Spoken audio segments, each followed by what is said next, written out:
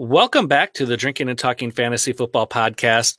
Happy Tuesday. Happy December 1st, everyone, as we are recording this live. To all of our friends out there in the YouTube universe that are joining us this evening, thank you so much. We absolutely appreciate it so much.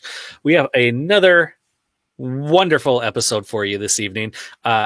Main topic for tonight is going to be underperforming players so far this fantasy season that we feel like can help you now that we are going into the fantasy playoffs. All the wheeling and dealing is done. Trade deadlines have passed. You've made all your waiver wire moves that you need to make for the most part. Your team is set.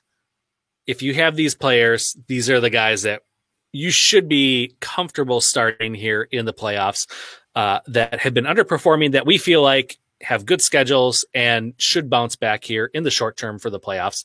Maybe we'll get into a little dynasty discussion about these players as well, kind of a long-term picture with them since they have been underperforming, but we'll see where the night takes us here. But before we get into anything, I need to say hello to the hostess with the mostest, my partner in crime, Jacob Trowbridge. How are you doing this evening, sir? I'm here. That's how my day went. We were talking before we got on air. I know that your day went similarly, so it's nice to have this reprieve of podcasting to come to. That's right. Absolutely. Absolutely. Oh. You know what? It's only Tuesday, and I don't know about everyone else out there, but it feels like it should be about Thursday already this week. It's just always going back to work after a long holiday weekend is always rough. The first week back is always just feels like it takes fucking forever. Yeah, this was like 6 months and 2 days is the kind of week that this is thus far. But you're right; it's coming off of the high of the Thanksgiving holiday. Yeah. So, but yes, only Tuesday. But we're here to turn that around, talk fantasy football, because honestly, what's better than the NFL and fantasy football? Not a lot. Not much. There's a handful of things, but it's probably not safe for work, so we won't talk about it here. Ooh. Anyway, moving on. Before we get into our episode here, we of course got to talk about what we're drinking tonight and what the days we've been having. You know, we've been drinking. So, Jake, what are you drinking this evening? I've been a big fan of Southern Tier for a long time, as you well know. And actually, I think we've talked about Southern Tier a whole bunch of times on this podcast because they're fantastic. So it's this company out of Lakewood, New York.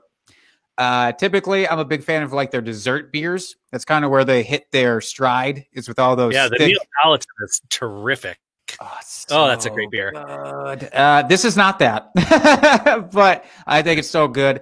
It's their live session. It's a session pale ale. So it's like the exact opposite of most of their stuff, which is like exuberant and crazy flavors. This is just very down to earth.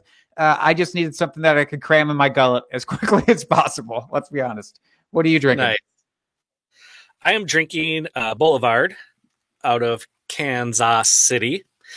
This is their Nutcracker Winter Warmer. Let's see if I get that label right there. It's officially December. I can drink winter warmers now.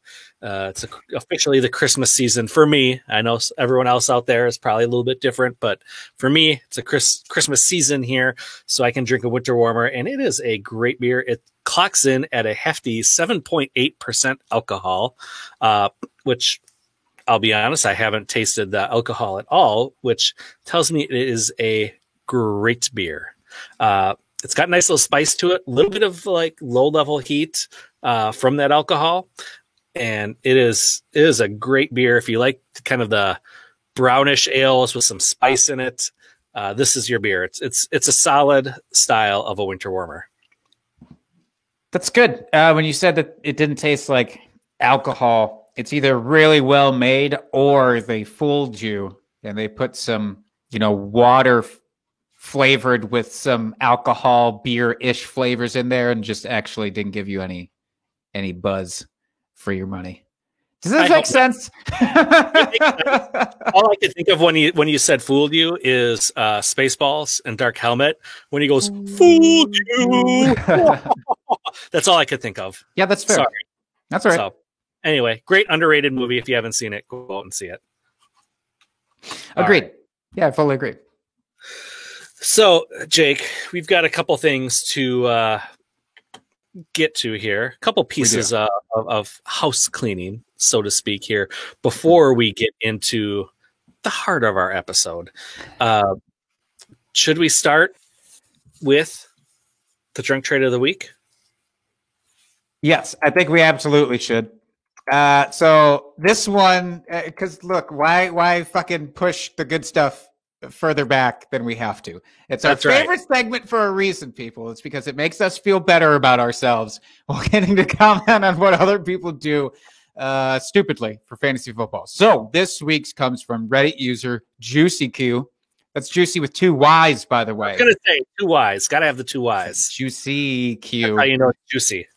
Yeah, I guess. But this one says they traded Jamison Crowder and Antonio Gibson for Julio Jones when Julio was injured this year. So a few weeks back, okay, is when this trade went down. Now, this is right when they sent the trade in. As everybody knows by this point, if you've been listening, we're a few weeks behind with these. So all of these submissions are from a few weeks ago. So at this time, this was Julio just come back, had a dynamite blow-up game. And if you got Julio, you felt real good. And the comment is made seems to have worked out for me so far. With the benefit of hindsight and a few extra weeks, did it still work out for them, Dustin? I don't know. Antonio Gibson has been doing pretty good so far the last couple weeks here. Julio injured again. So it's kind of a toss-up for me. We don't know if this is redraft or dynasty. I'm going to assume dynasty. Let's always assume dynasty for this purpose. If it's dynasty and you're going for the ship, I don't mind this move at all. But if you're not going for the ship, to trade away Antonio Gibson, who has been doing very well as of late, and Jamison Crowder is just a PPR monster, I don't really like it kind of long term. But if you're going for the ship, yeah, it's a good move. I don't mind it whatsoever. Agreed. Yeah, if you are definitely in it, you're definitely a contender. And sure, Julio is going to be great. There was 3 games back to back after this trade was made where it was 8 for 137 and 2, 8 for 97, 7 for 137. He had monster Julio games, as you would expect. But yeah, let's not sleep on the asset that is Antonio Gibson, who I just want to point out really helped me in my Scott Fishbowl this week. Was very happy to have him kind of carry my team because he needed to. But Gibson has been putting up work. He got these last couple of games here, his stats went 94 yards and a touchdown, 115 yards and 3 touchdowns, which is just fucking absurd. Did you put this drunk trade on just because of the beer bet payout we have to do by chance? Look, maybe I did, maybe I didn't, but it's in there, and so we're talking about it. All right, fair enough. But yeah, overall, not too bad a trade. As far as drunk trades goes, this was pretty mild. This was like an appletini into the evening. Oh, that's nice. You're still trying to be classy and keep it together. Yeah, light on the teeny. Yeah, I feel like we need to find one that's excruciating eventually to wrap up the season. But we've been having so many shenanigans related to football lately. I feel like we need some tepid ones. That's right. Here. Yeah. So next we are going to do our beer bet payout, and we have Mike joining us here. He just entered the chat. And there's the man himself. How are you doing, sir? Thank you for coming back on. Oh, happy to be here. How are you guys doing? I'm sure you're happy to be here. Mike Aiello is doing terrific right now because, as you'll see, the results of these beer bets definitely favored our guest here. That's right. What happened? Did I hit both of them? I didn't. I wasn't paying too close of attention. You know what, Mike? How did Zeke do against Gibson? That must have been close. I didn't do the math on it. Yeah, I want to talk about. Very close. And if by close you mean not at all, that's exactly how it went. So just as a quick recap here, and that way you can just sit in it and soak it up here, sunshine. We had two bets from last week. One was Antonio Gibson versus Ezekiel Elliott, which I was very happy to participate in. And then the other one was Justin Herbert versus Josh Allen, which I was less happy to participate in. But the Gibson versus Zeke, not so close. Antonio Gibson, 36.6 points. Zeke, 2.9 points. But the Herbert and Allen was super close. I just want to say that as a pat on the back to myself for losing this one. It was close, 17.44 points versus Josh Allen's 16.48 points. So Gibson and Herbert are the winners there. Mike, you had both of those pegged. Yes, congratulations. You son of a bitch. Did I don't remember. I appreciate that. I couldn't remember if I'd won both. I won. You can't even. Yeah, I wasn't certain if I took them both down. I'm just happy to be here. I love it. Well, yeah, Dustin, do we want to do this payoff at the same time? Can we synchronize this? I mean, we don't need to say it to each other because we both are losers in this scenario and winners. But I think the big congratulations goes to Mike. So, Jake, what are you toasting to this week? What are you doing? Look, I am not going to do what you did last week with the whiskey. I'm going very smooth and subtle. I'm doing Dr. McGillicuddy's peppermint. Because look, yeah, I might have lost the battle, but I will win this next battle of me doing this shot. Nice. Yeah, I am not doing the same thing as last week either. I regretted it the next morning, but I am going back to the old standby Fireball, only because it's got a very catchy song. I mean, who doesn't like that? Is that's why? Do you make all of your drinking decisions based on songs? On Pitbull? Yeah. I base all my drinking decisions on Pitbull. Fair enough. Well, Mike, before we greet you and your genius, is there anything else that you would like to say about these bets here? No. Like I said, I am literally just happy to be sitting here sipping my beer at the speed I choose to, the drink that I have chosen to drink at however I choose to drink it. It is a nice feeling. But I'm going to enjoy this thoroughly. So you guys can go ahead. All right. Thanks for that. Okay. All right. We're going to do this at the same time. I think we can do this. Yes. Well, actually, right. I forget what we're going to say. It's been so long since I've lost a bet, Dustin. Oh, no. Oh, it's only been a couple weeks. Don't even give me that baloney. All right. Okay. Ready? Yep. So, Mike, you are an amazing fantasy football prognosticator / genius. Cheers, buddy. Cheers, guys. Even though I still butchered it, my heart's intent was in the right place. I felt it. It felt good. I'm not going to lie. This is a pretty good boost for me. Not that I ever thought it was going to come out any other way. But it was just nice to see the ending happen, exactly as predicted. I mean, personally, I was hoping for a nice 3-way shot here. To be involved in my first 3-way ever, but that unfortunately didn't happen. You had to screw it up and be just an amazing prognosticator here. So hats off to you, sir. Appreciate it, guys. Indeed. Mike, we're definitely going to have you back on for the full spectrum again at some point because you're genius. I mean, It's undeniable at this point. That's right. Proved it. Oh, I can't wait. You guys know how much I love you. So I'm going to let you continue your show. Enjoy yourselves. And honestly, anytime you get me on your calendar, I will be here. Absolutely love you guys. Thanks for having me on. Yeah. Take care, bud. Right, you're welcome anytime. Take it easy. See y'all soon. Bye for now. And once more, you can find him on Twitter at Daddy's Home FF. Mike, how do you say it, Dustin? Dustin, how do you say the last name?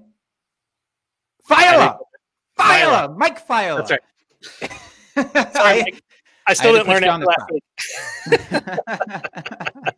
No, that was great that he popped on. So glad he could come in. And believe me, if I was in his shoes and I was invited on a podcast for people to tell me how great I am, be sure I'd be there. I mean, let's be honest. So, no, it was great for him to pop on there for a couple minutes. We truly appreciate it. He was a great guest last week. If you haven't listened to last week's episode, after you listen to this one, go back to last week, listen to that one. You won't regret it. It was a ton of fun and lots of good stuff happening there. So,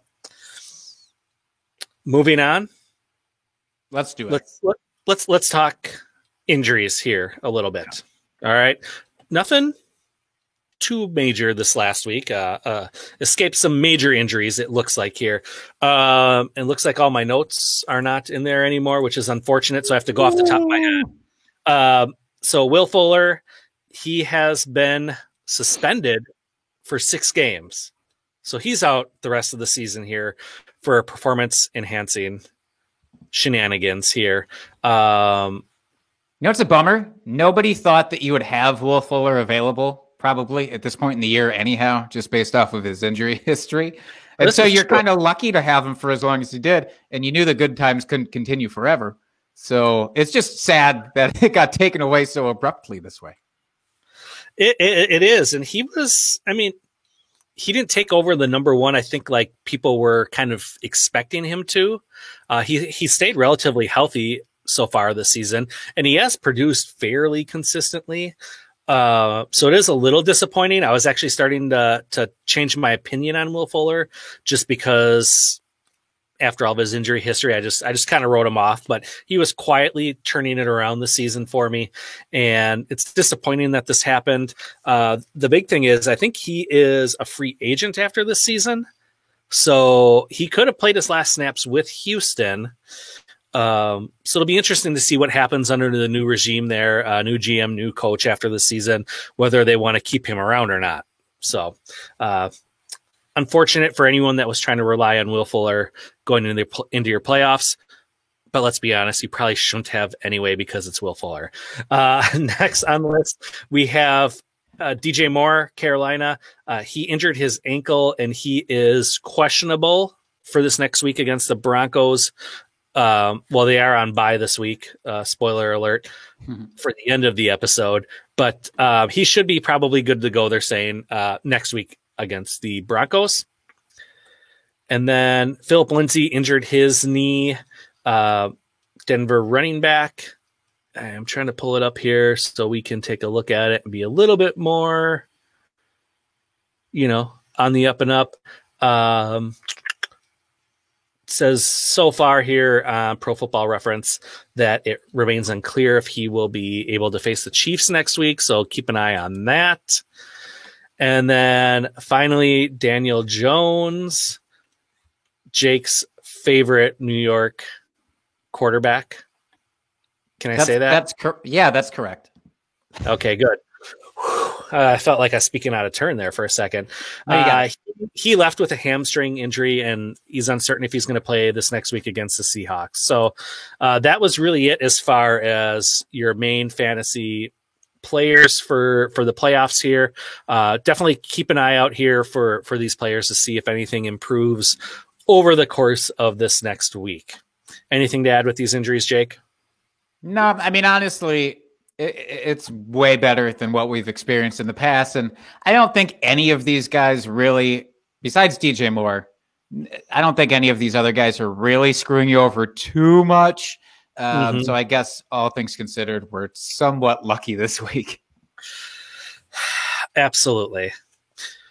So, yeah, that's it with injuries. Nice, short and sweet this week, which is nice. I know. Should do that for every week from here on out. It should be. All right. So before we get a word from our sponsor here, Monkey Knife Fight, and before we get into the heart of our episode here, I need to rant a little bit here, Jake. And we kind of alluded to it before we went live here, and I didn't want to get into it because I didn't want to lose the fire. Because I felt like if I started talking about it, I'd get all fired up, and then the fire would be out of me for the evening. It'd be one of those cathartic releases, and you were going to shoot your load too early. Just say it. That was the problem. Yeah, I was going to blow my load. Absolutely. Yeah. So, in lieu of that, I waited. I held off. So I need to rant, and I know you have thoughts about this too. So we'll get into this for a little bit here, but I want to talk just a little bit about how the NFL is handling this Baltimore-Pittsburgh game that is supposed to happen now on a Wednesday night or Wednesday afternoon. It's not even Wednesday night. It's 2:30 Central Time, 3:30 Eastern Time tomorrow, Wednesday, which actually, I from a pure football watching perspective, I like, because I'm done with work super early in the day and I'll be able to watch the game in its entirety. So from that perspective, I don't mind it whatsoever. But it just annoys me and frustrates me to no end that it seems like the NFL is just saying, come hell or high water, we are going to have every single game. We're not going to cancel a game. COVID be damned. There's too much money involved, and we don't care about our players enough to cancel a game for the safety of the players, because they're so worried about the integrity of the league, or we have to have our 16 games in before the playoffs because otherwise it wouldn't be fair to the other teams. Whatever the rationale is, I think it's horseshit. Excuse my language to all the kids listening out there. I apologize. But I just think that the way they've been handling it is just terrible. I get it's a marquee matchup. You know, Pittsburgh is undefeated so far this season. And it's Baltimore's AFC North showdown.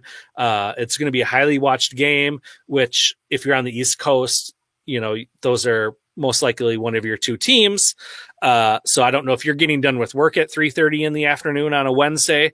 Most people probably aren't. So a lot of people probably aren't even going to be able to watch the game unless they're streaming it at work.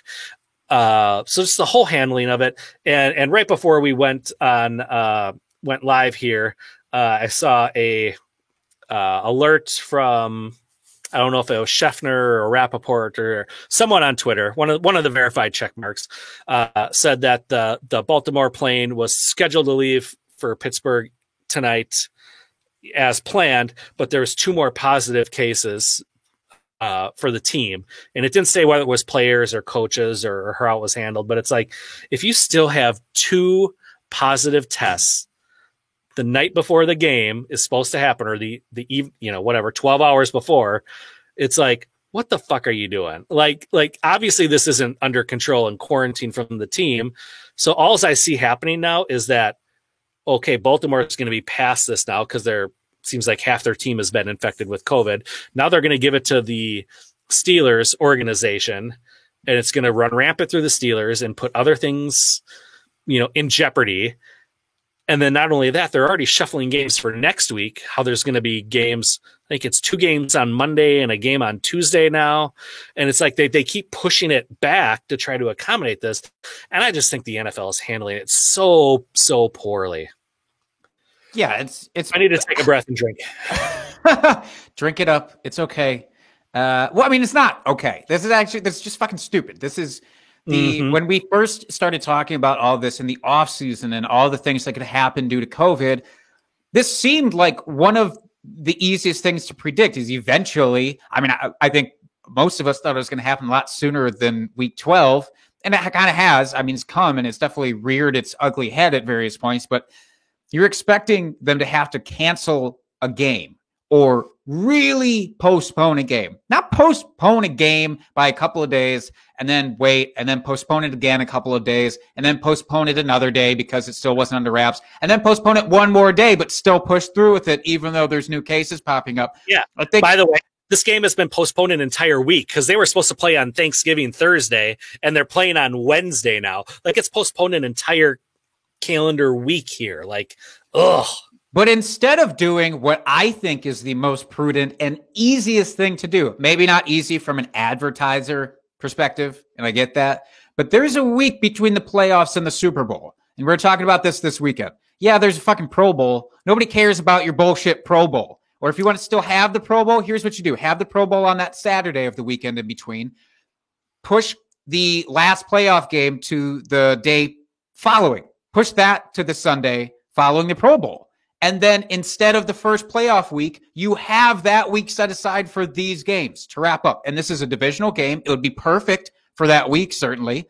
It would have its own slot. You get plenty of viewership because it would be the only game in town, and it's a game that will matter. You have to think in some perspective, unless the Steelers just fucking win it out, and then it wouldn't matter at that time. And maybe that's what the NFL is worried about. Maybe the NFL is worried that if they were to postpone the game that much truly and do the prudent and easy thing instead of shifting around 8 games to accommodate this one, if they did that, maybe the Steelers are in a position where they don't have to actually play everybody and it's quote unquote unfair. Then I don't know. I just think this is fucking dumb. Can I highlight the one quote that really pissed me off though? It's from an ESPN article. And this is an NFL statement from an ESPN article from yesterday. These decisions were made out of an abundance of caution to ensure the health and safety of players, coaches, and game day personnel. Are you fucking serious? That is the most bullshit quote I've ever heard in my life. That's awful. Yeah, the whole thing with how the NFL is handling this, I just can't get behind whatsoever. Like, not one bit. Like I said, the NFL fan in me is loving that there's going to be a game tomorrow afternoon that I can sit down and watch.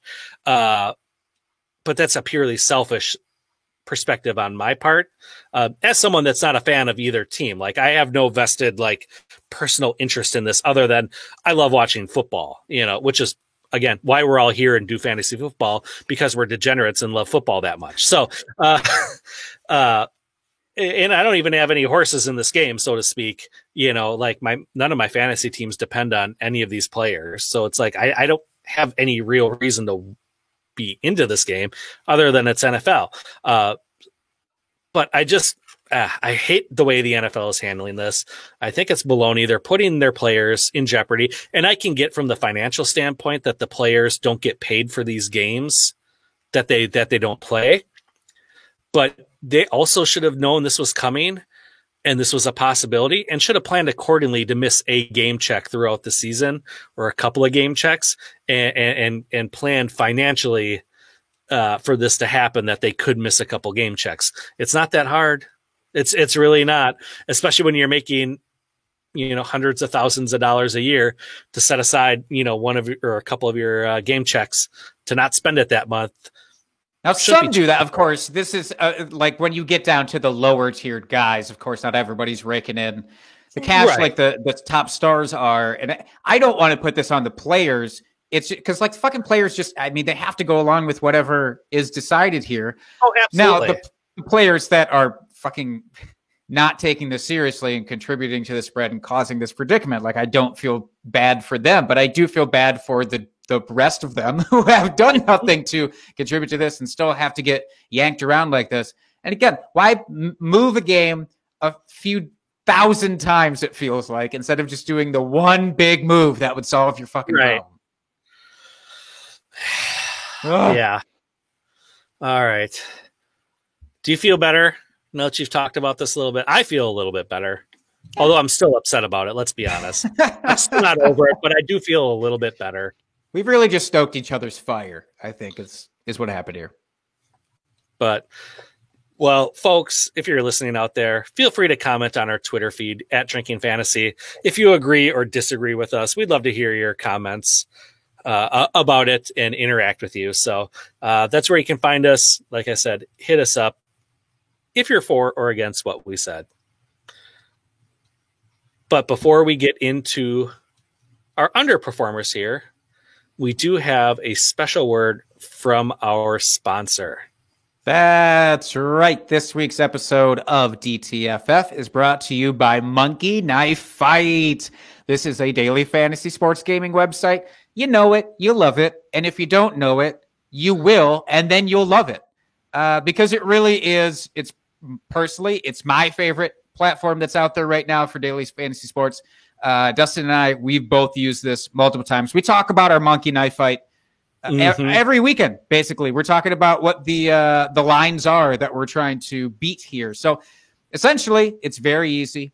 They put together lines for different contests throughout the week. Every single NFL game has one. Multiple players involved. You pick the lines that you want, and you go more or less from that line. And if you get the more or less, you get money.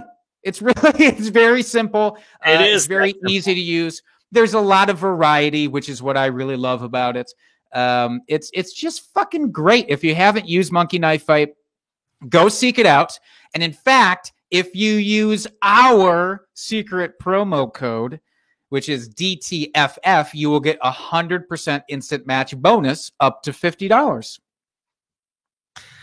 Yeah, thank you, Jake. And definitely check them out. As Jake said, they are a lot of fun. It's a lot of fun to do. Super easy. The app is very intuitive, very easy to use. It's very sleek. And it's a lot of fun. It gives a little extra something, a little extra juice on the games that you're watching for the weekend. I will most likely do something for the Baltimore-Pittsburgh game tomorrow, to be honest. And I'll go check out, see what the lines are, and probably put a few bucks down and hopefully parlay that into more money that I can wager on this next weekend. And that's what you do. You just keep spinning it forward. You goddamn right. It's like a wheel. It goes around and forward. I don't know. That's all I got. I don't think they'll use that as their slogan or anything in the future, but I like it. Yeah, it was fine. All right. So let's get in to talk about some underperformers who we think can help you here in the playoffs. And then, like I said, maybe we'll do a little dynasty related slant to this as well, just because we are almost through the redraft season here. Time to start looking to the future as far as dynasty goes, especially if you're not in the playoffs for whatever reason. Hopefully you all are. And I know there's still a lot pending on this game tomorrow night that can determine whether you're in the playoffs or not. So if you are not assured a spot yet, good luck. We hope you make it. I know I have a couple matches riding out here on tomorrow's game as well. So, Jake, do you want to start us off here on your first player? Yeah, when we're looking at underperformers and people who can still basically do a 180 for you and then help you in the playoffs, it is tough. There's not a lot of guys that I would classify as true underperformers that I think would be beneficial here. But one of them is at a position which is becoming harder and harder to score a lot of points at, unless you have one of the top 5 guys. And that's quarterback. We've seen a lot of dudes get injured. A lot of week 12 was an icky week for quarterbacks in general. And it was a bad week for Jared Goff, who is my selection here. But the good thing about Jared Goff is that if you wanted to trade for him, and I hope that your trade deadlines extend at least up until the playoffs, if not forever in dynasty leagues. I hate trade lines personally. But if you're able to go out and get this guy, Jared Goff is QB 17 on the year thus far. And I don't know that tells the full story, because in his easy matchups, he's actually done very well for you. And what's great about Jared Goff is he has a couple of pristine matches that are coming up in the fantasy playoffs. So the first one I want to highlight is actually week 16, and then we can work backwards. But week 16, your championship week. Let's assume that you get there. What team could you possibly want your quarterback to play? The Seattle Seahawks. They have been decimated all year, even as their defense has started to come together. We saw it last night against the Eagles a little bit. Anybody who's not Carson Wentz is going to be able to do okay against the Seahawks. That's the kind of sure thing that I want in my lineup, especially if he's my QB2. And based on what his perceived value is right now, I think that's what you'd be getting him at. If we work our way back, week 15, he gets the New York Jets. So that's great. Hopefully you get a first round bye when he faces the Patriots. Not that it's the toughest matchup in week 14 against New England, but it's not one where I'd throw him out there and assume he's going to get me 20 plus points. He'll probably still do fine, but it's really that meaty 15 and 16 week matchup that I'm super interested in. Both of those defenses in the top 5 for points allowed to opposing quarterbacks. That's what you want. And from a dynasty perspective, just to touch on that, I went out and acquired him actually just, it was 2 or 3 weeks ago. Mm-hmm. I traded away Carson Wentz to get Jared Goff. Super glad that I did. Jared Goff's contract has him tied there, and his performance has been well enough. They're not moving away from Goff. Whereas maybe with Wentz, who has a similar contract set up, his play has been so bad, and they have a quarterback waiting in the wings that I'd be concerned about him. I'm not about Goff because we've seen from a real life NFL perspective, he's been a very capable quarterback for them. I think you at least have 2 years there in that system with Goff easily. So I do like him from that perspective too. Yeah, I like that call. And yeah, Jared Goff, he's not flashy, but he will get the job done for you, except for this last week. RIP my Scott Fishbowl team. No. Yeah, it was ugly. But overall, he's had at least for fantasy wise, a very solid season, and especially in a Superflex league, he is a great number 2 quarterback to have. Like, he is solid most weeks. Like, I think this last week was by far the worst week he's had all season long. For whatever reason, I don't know why, but just decided not to show up. But I do like that he's got all the weapons on his team. The wide receivers are second to none in the league. He's got 2 good tight ends, got 3-headed monster of a running back core there that can all catch balls out of the backfield. There's nothing not to like about that offense. And when they're clicking, they are unstoppable. So I really like that. I think the one thing that's holding him back a little bit fantasy wise this season is that their defense is so dominant and so good that they're scoring points. So it takes the pressure off the offense to have to march down the field and score a ton of points, where maybe they can run the ball a little bit more. They don't have to air it out like we've seen. But believe me, they can air it out at any given moment if they have to. And I would love to have him on any of my rosters. Absolutely. Absolutely. And speaking to this last week, yeah, it sucks when you have a quarterback shit the bed like that. Speaking from experience, in one league where I have what I thought to be 4 fucking prime quarterbacks in my Dynasty Superflex league that I was so proud of. I have Goff that I just traded for. I have Russell Wilson. I have Matt Ryan. I have Cam Newton. Every one of those fuckers was outscored by Mike Glennon on my bench this week. So, yeah, it happens. It happens to the best of them. But Goff had to face San Francisco. It's not the easiest matchup in the world, and honestly, that is why I would say if you're nervous about starting him against New England in Week 14, I do get that. I get that. I just think if you can push through that, or if you have somebody who you can start in his stead for that week, you'll be very happy with the rest of the year. Mm-hmm. Absolutely. So the first player I want to talk about here. Is I feel like kind of a contentious player, but Jake, I know you've been on board with him. We've talked about it. He was, I want to say he was brought up earlier. No, I'm imagining things in my head. I don't know. Like earlier in this episode or in a previous episode. Yeah. I don't know anymore. I'm just going to keep going. It is David Montgomery, running back for the Chicago Bears. Now, I know that sounds really gross because he is just but he has been a solid running back this season. Like, he really has. We saw it this last week against Green Bay. He had a decent game, busted off some big runs, and the next 2 weeks in particular, he's got one kind of tough matchup here in the playoffs, but he's got Detroit this next week, who is worst in the league against the run over the last 5 weeks. The next week, he has the Texans, who are second worst in the league against the run the last 5 weeks. And then he's got Minnesota, which they're kind of middle of the pack. They're 15th right now. But then in the fantasy championships, he's got Jacksonville, and they're 19th in the league. So a pretty generous schedule here. And regardless of who the quarterback is, I think he is going to produce. He's going to get the ball. He's going to get his share. We've seen him get a little bit involved in the passing game, which is nice to see.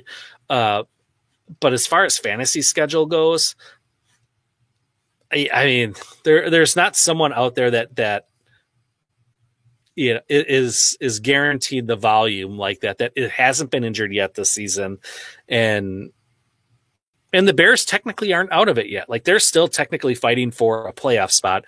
As gross as that sounds, they are still technically in the wild card race here. So they're not giving up yet this season. So there are a lot of worse options out there. And like I said, with his schedule, he should get a lot of work and should produce well for you. Yeah, I mean, he was the RB6 this past week against the Packers. That's very, very good. I'll give a quick shout out, as he was my start of the week last week against the Packers. And yes, thank you for the slow hand clap there. It is, look, it's tough to find dudes who get as much work as he gets with as good of matchups as he has. So just the workload plus matchup combination at this time of year, don't shake a stick at that. You can't pin down almost any backfield right now, aside from a few select that are always these studs. So, yeah, I think you got to roll with him. I love it. Jake, your number 2?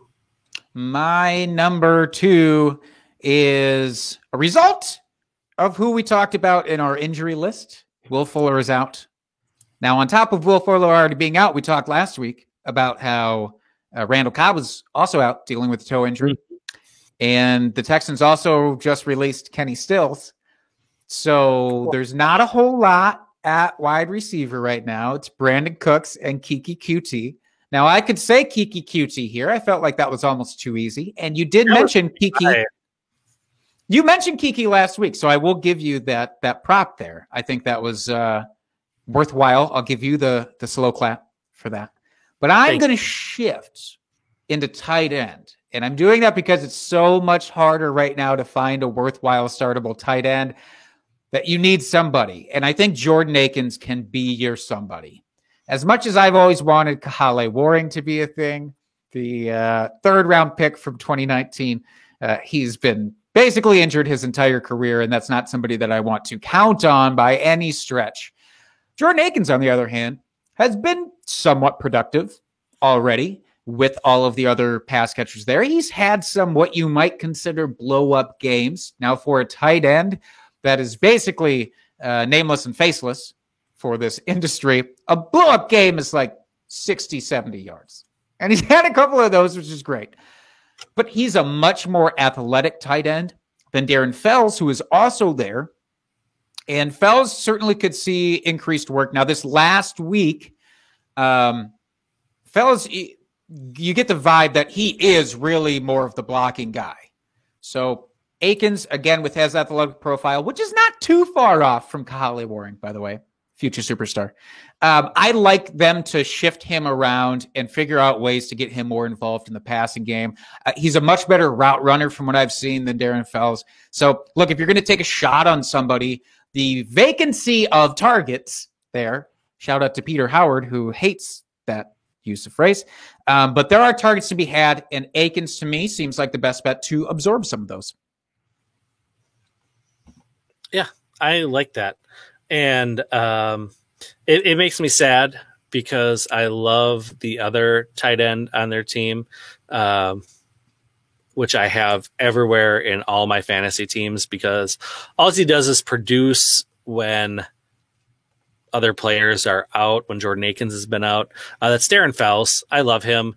So RIP to my Darren Fells shares when Akins is actually healthy, because Akins is obviously the more elite, better prototypical tight end, and Darren Fells is just old at this point, but he gets the job done. But yeah, I do like that because Akins, he is a physical specimen out there. He's just been very unlucky with injuries, but he's back, he's healthy, and like you said, they have no one to throw to basically on their team outside of Brandon Cooks at this point.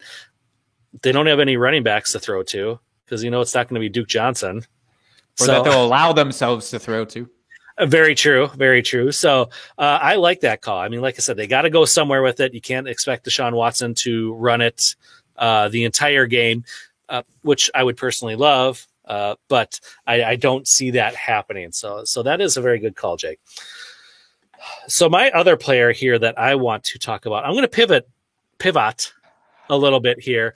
I was going to talk about Anthony Miller, but I'm actually going to pivot to his teammate Darnell Mooney, staying with the same team. Obviously, they have the same playoff schedule, so it really doesn't change a whole lot as far as the analysis-wise here. But Darnell Mooney has really just come on here over the second half of the season. He was a late-round pick for the Bears. I want to say in the 5th round, if I'm remembering correctly. But again, his schedule, as we just talked about with David Montgomery, they got Detroit, Houston, Minnesota, and Jacksonville over the next 4 weeks. Detroit and Jacksonville are in the worst, how you want to say it, the top 10 worst defenses in the league for the wide receiver. And Houston and Minnesota are kind of the middle of the road. So pretty good matchups here. And if we have Trubisky throwing the ball, I actually don't hate it all that much. As gross as that sounds, I actually feel like Trubisky is a better option than Nick Foles at this point. There was points in this last week where he actually looked competent after coming off of this injury and time off that he had. And I want to say here, let me find it because I am super prepared.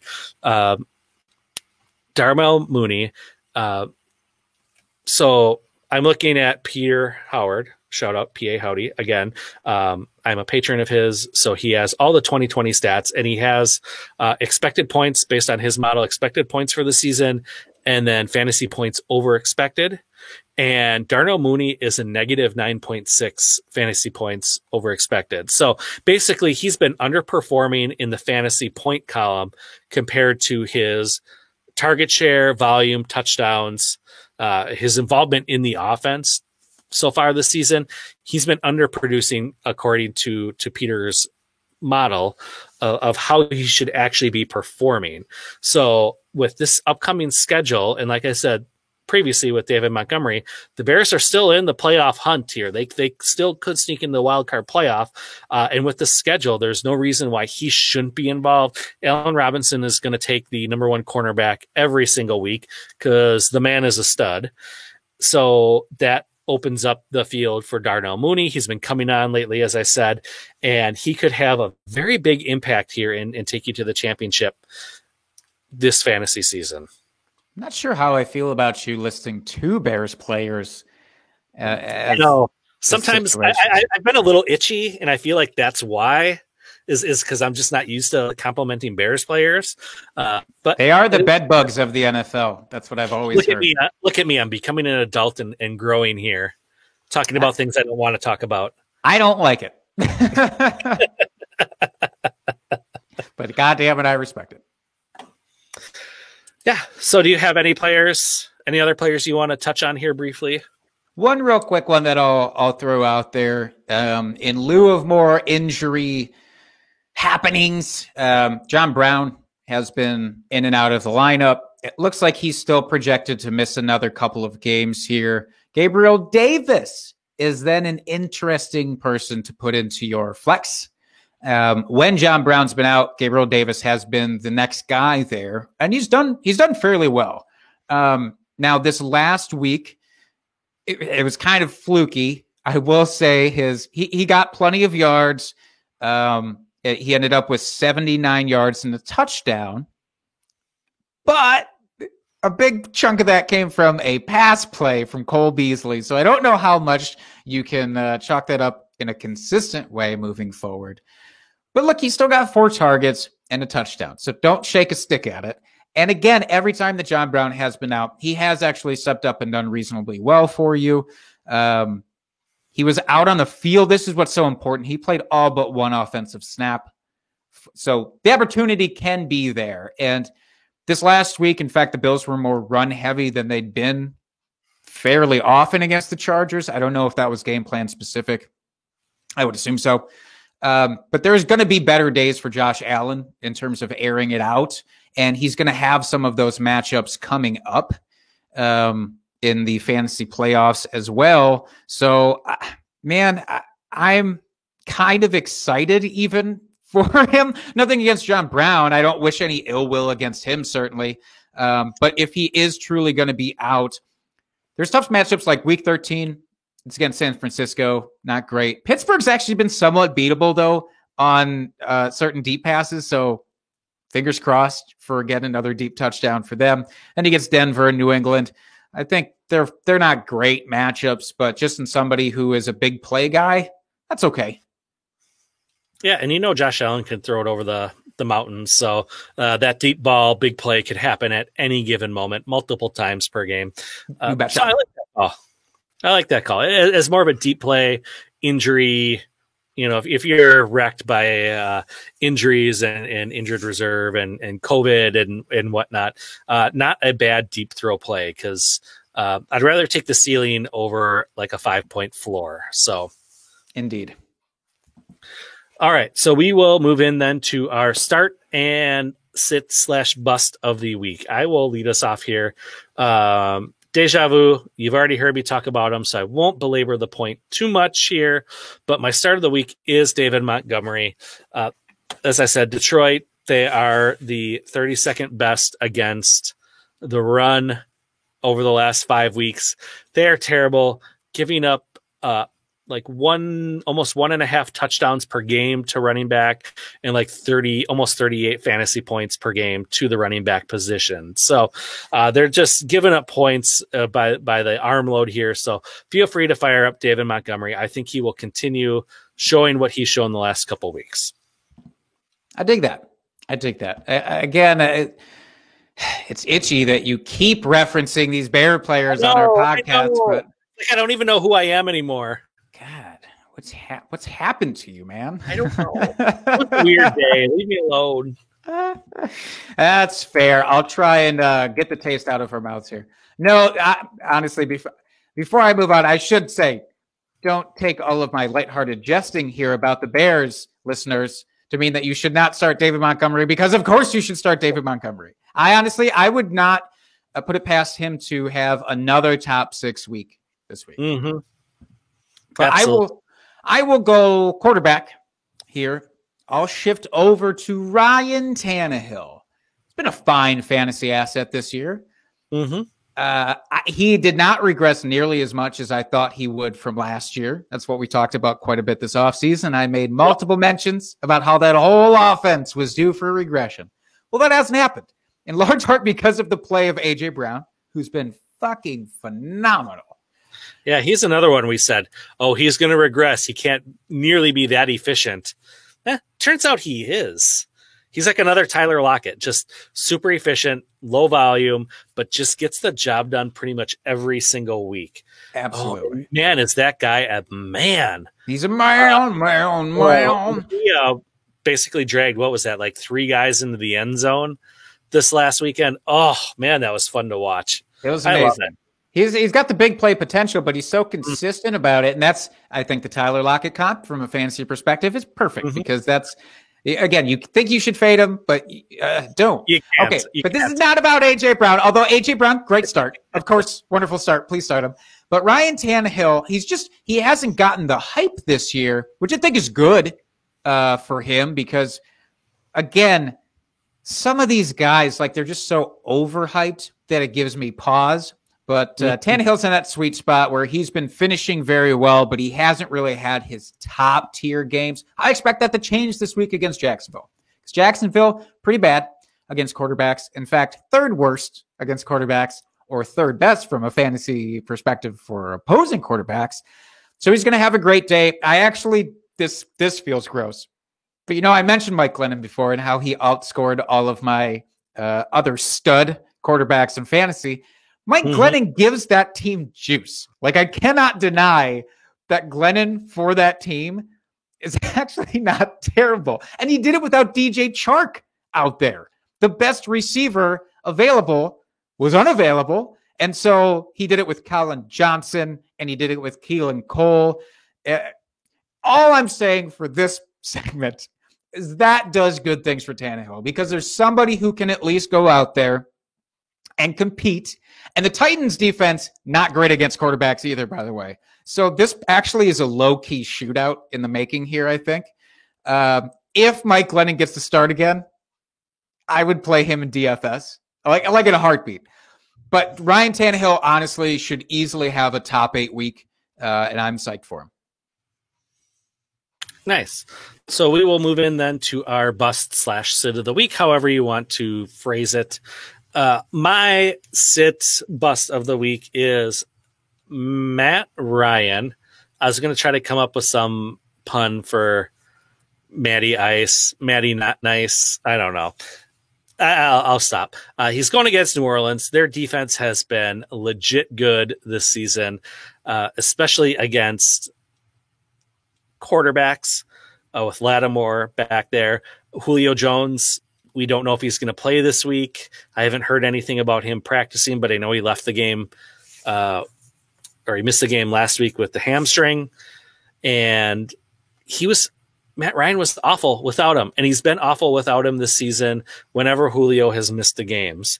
And especially if Julio misses this week, that means Lattimore is going to be on Calvin Ridley, and you're going to have to try to rely on Russell Gage and Hayden Hurst and whoever else is a wide receiver on the Falcons to try to make Matt Ryan fantasy relevant. And I just don't trust it here in the playoffs.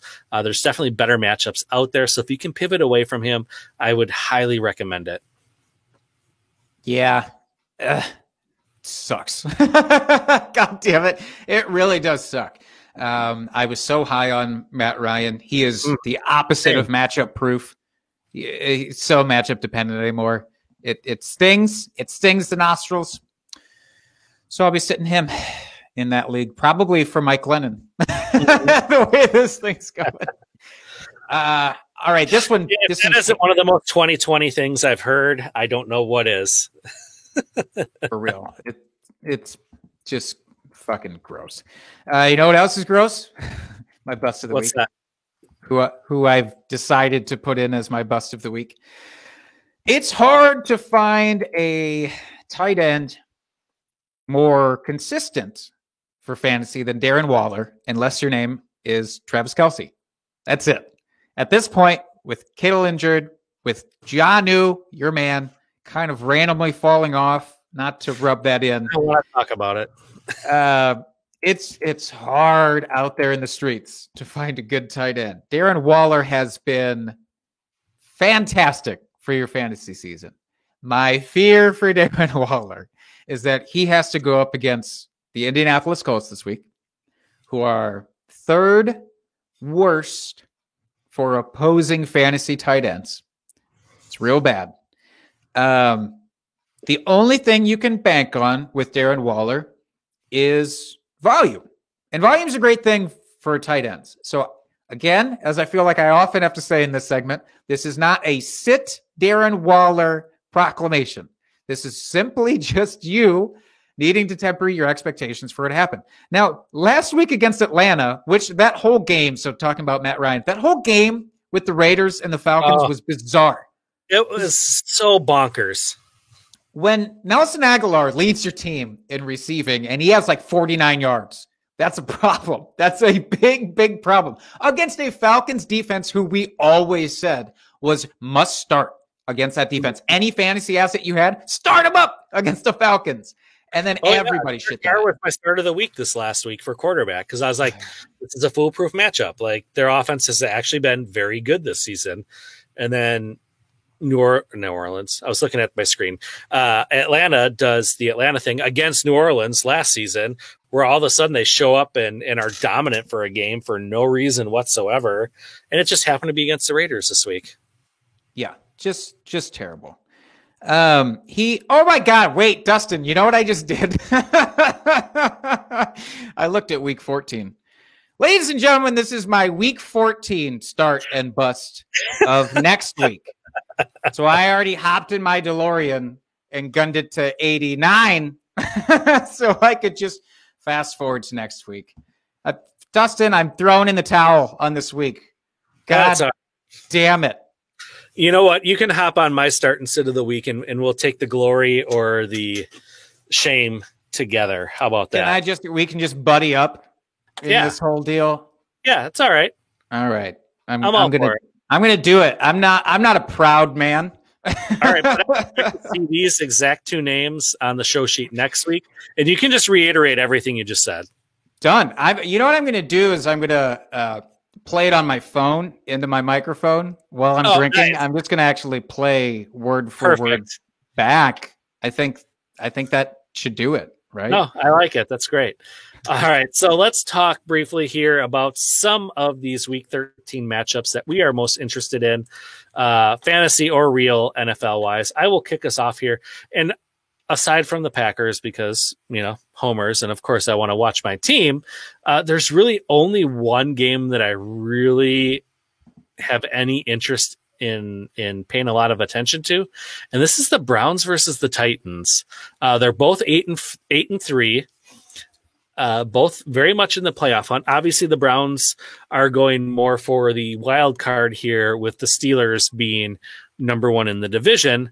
But they still need to win. It's definitely, they haven't clinched anything yet. And the fact that the Browns are 8-3, can we just bask in that for like 2 seconds?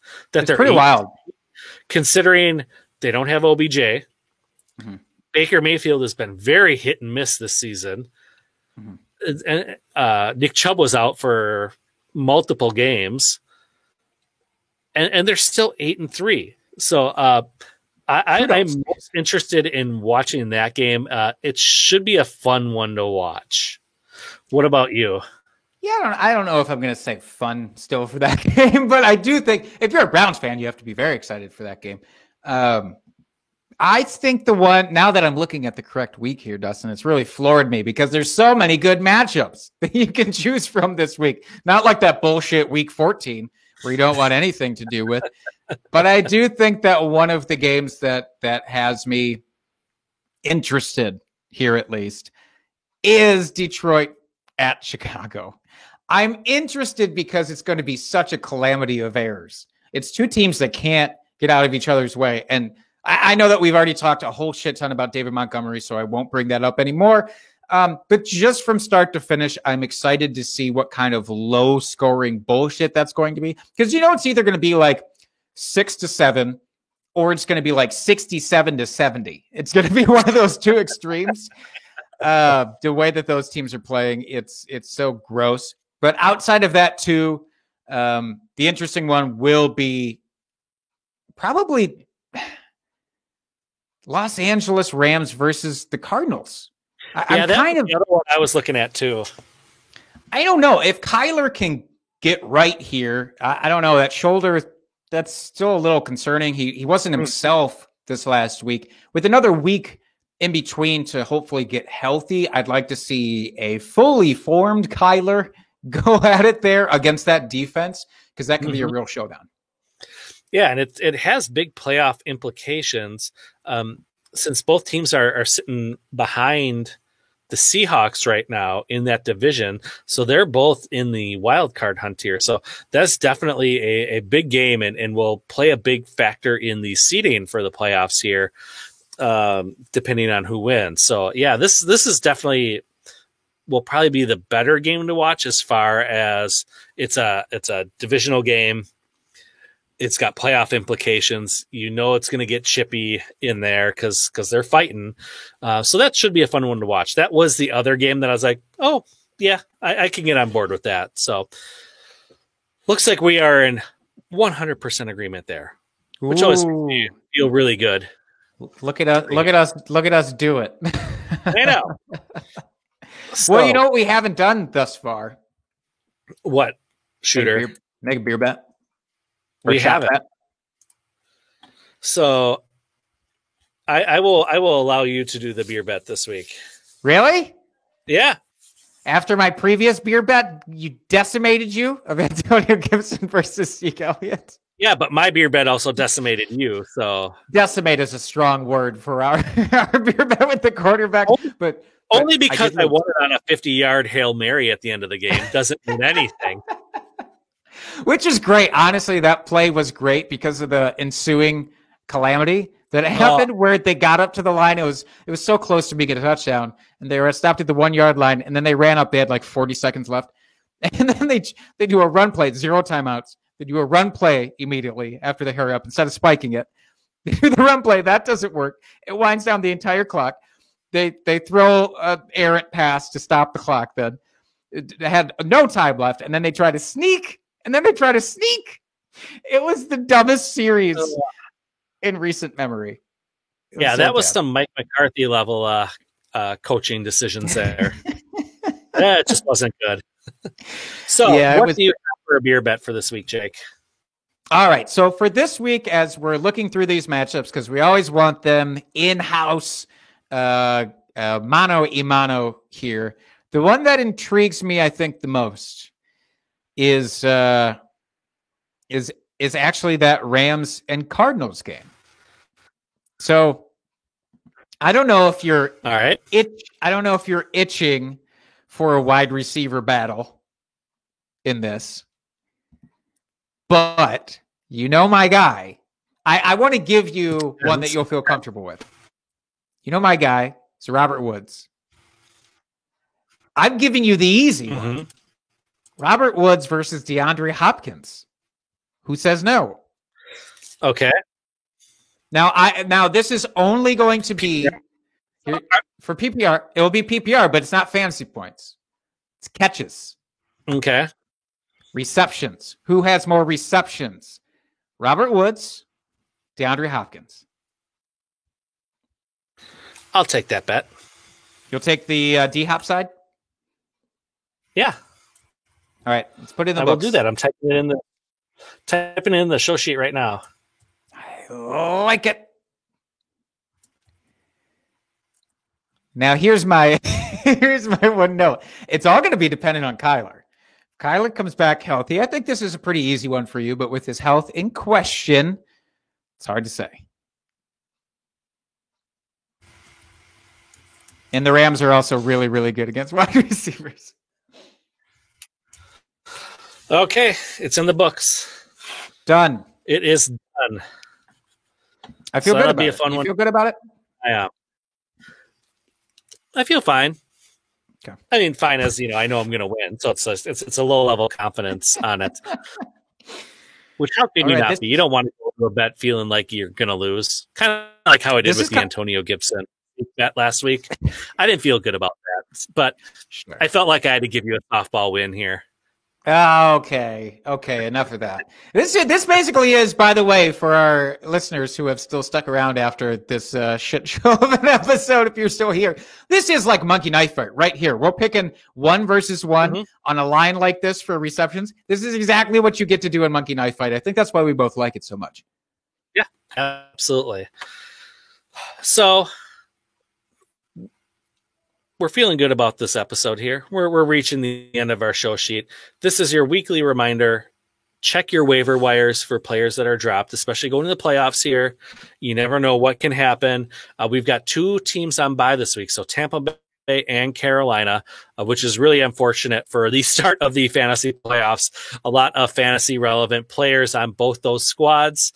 So you never know who your opponent, if you're in the playoffs, who they could be dropping because of this bye week here, where you could swoop in and pick up a player. Maybe it is like a Robbie Anderson or something who's been performing well, but they have to pick up someone to make it through this week to try to go for the ship. So be sure to check for the waiver wires.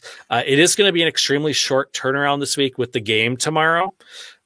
So just keep an eye on that really quickly for that Thursday night game that we have coming up.